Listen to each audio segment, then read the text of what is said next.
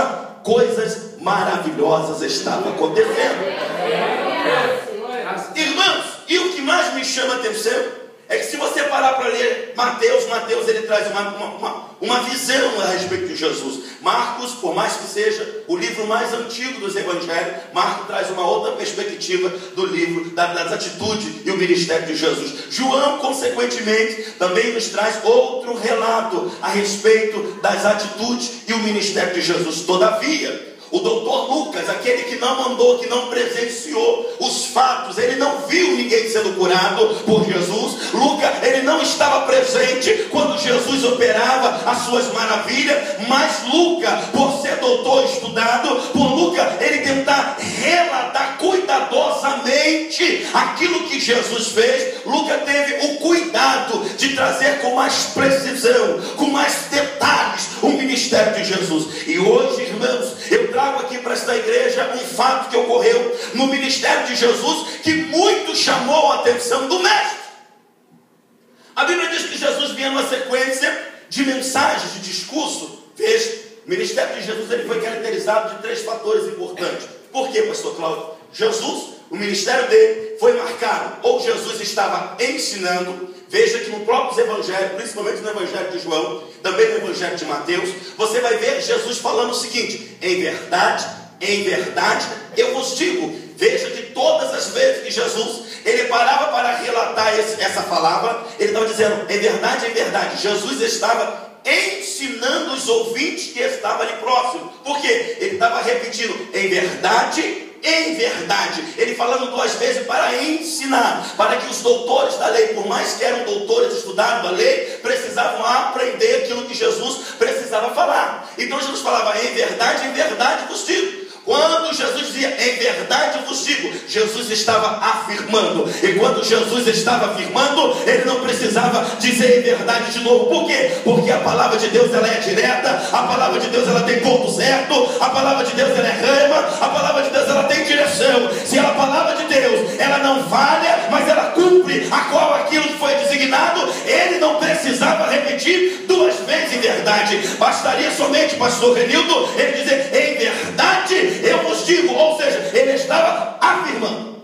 Aleluia. E o ministério de Jesus, ele foi caracterizado também por curas. Aonde estava era milagre. Aonde estava o cego estava enxergando, o mudo estava falando, o surdo estava ouvindo.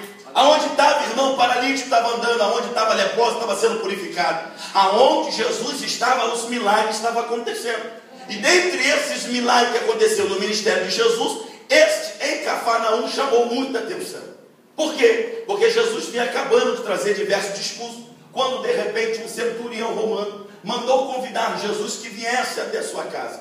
Para quê, pastor Cláudio? Para que Jesus pudesse curar, o seu servo, que muito era estimado. E aquele homem, ele era um centurião romano. Todo centurião, ele tem debaixo do seu comando 100 homens aproximadamente. Então, um daqueles homens que estava debaixo do seu comando, aquele a qual ele muito estimava e amava, adoeceu. A Bíblia não fala qual a doença que acometeu aquele homem, mas a Bíblia diz que aquele homem ficou doente e muito ele se adoeceu, a ponto dele ouvir falar de Jesus e mandou alguém convidar Jesus para que Jesus pudesse vir até sua casa a fim de curar aquele homem. Mas veja, irmãos, que a Bíblia diz que os amigos deles que vieram trazer a notícia até Jesus, quando eles chegaram, a Bíblia diz que eles rogaram a Jesus que Jesus pudesse ir com ele, fazer aquele milagre, porque aquele homem era um homem de boas ações, aquele homem era um homem de boas obras, aquele homem era um homem que amava aquela nação, aquele homem ainda que era romano, mas a atitude dele era as atitudes boas. E a Bíblia diz que Jesus por um momento parou para se direcionar e até a casa daquele homem. Mas sabe o que diz a Bíblia? A Bíblia diz que quando Jesus foi se aproximando da casa daquele homem, algo extraordinário aconteceu. Por quê, pastor Cláudio? A Bíblia diz que quando Jesus estava próximo da casa,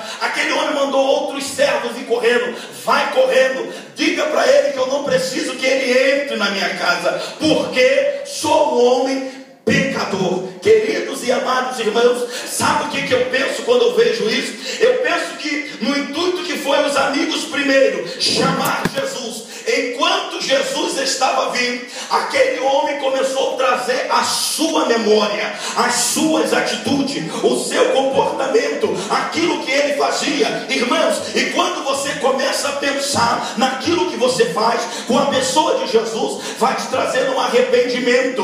Parece que o Espírito vai mostrando o seu erro, vai mostrando a sua culpa, vai mostrando aonde você errou, vai mostrando aonde você pecou. Aquele homem começou a se sentir um pecador, aquele homem começou a reconhecer o que na verdade ele era. Veja, irmãos, que ele era um homem, um centurião, ele era um homem de autoridade, mas ele reconheceu que aquele que vinha ter com ele tinha uma autoridade maior do que ele. Aquele que vinha ter com ele não era qualquer pessoa, era Jesus de Nazaré, era o Rei dos Reis, o Senhor dos Senhores, aquele que manda e sabe o que está mandando. Escute, a Bíblia diz que aquele homem falou: vai correndo, diga para ele que ele não precisa vir ter comigo, não. Não, Senhor, não sou digno que entre debaixo do meu teto, eu não posso me comparar até o Senhor. Ele entendeu que Jesus estava numa autoridade superior a dele. Querido, sabe o que eu aprendo com isso, pastor? Nós precisamos reconhecer que Jesus está numa autoridade maior do que a nossa. Nós precisamos reconhecer que ainda que ele é homem, mas ele é superior a qualquer outro homem. Sabe o que Paulo disse a respeito dele? Paulo escreveu à igreja aos Filipenses, lá no capítulo 2, no verso 5, Paulo diz assim: porque sendo homem, ou sendo Deus, não usurpou ser igual a Deus, antes esvaziou-se, assumiu a figura humana, e foi obediente até a morte, e morte de cruz, pelo qual o Senhor o exaltou soberanamente, que lhe deu um nome, que está acima de todo nome, para que ao nome de Jesus, todo joelho se dobre, no céu, na terra, debaixo da terra, e confesse que Jesus Cristo é o Senhor. Escute, queridos, aquele centurião entendeu: peraí, eu não sou digno que entre na minha casa.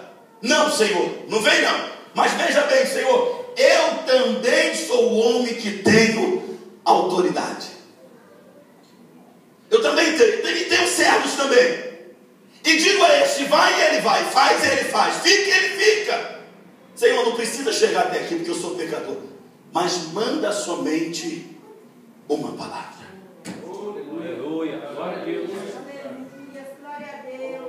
Queridos, na introdução dessa mensagem de hoje, eu gostaria de pregar exatamente sobre esse tema: o poder da palavra. Aquele homem era um homem sujeito à autoridade, aquele homem tinha autoridade. Aquele homem era um homem que estava embasado de autoridade. E ele reconheceu a autoridade da palavra do Senhor nosso Deus. Não precisa o Senhor vir. Irmãos, sabe o que me chamou a atenção? O que mais me chamou a atenção é que todas as pessoas tinham hábitos de ir até Jesus. As pessoas tocavam em Jesus, as pessoas puxavam Jesus, as pessoas queriam ter Jesus em casa, as pessoas queriam que Jesus estivesse perto, mas aquele homem falou: não, eu não preciso da tua presença perto de mim, eu não preciso da tua presença, aleluia, dentro da minha casa, porque eu não sou digno disso, mas manda somente uma palavra. A única coisa que eu preciso é de uma palavra.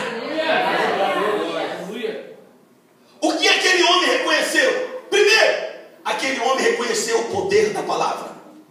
Irmãos, a palavra cura, a palavra liberta, a palavra levanta, a palavra abençoa, a palavra restaura. Davi diz no Salmo 119: luz para os meus pés é a tua palavra, lâmpada para os meus caminhos. Paulo escreveu aos Efésios no capítulo 6, ele fala assim: tomai também a espada do Espírito, que é a palavra de Deus. Paulo escrevendo, irmãos, a igreja de Tessalônica, ele falou: fiel é a palavra e digna de toda aceitação. Escrevendo a Timóteo, ele fala: Timóteo, procura te apresentar a Deus como obreiro aprovado, que não tenha do que se envergonhar e que maneja bem a palavra do Espírito, que é a palavra de Deus.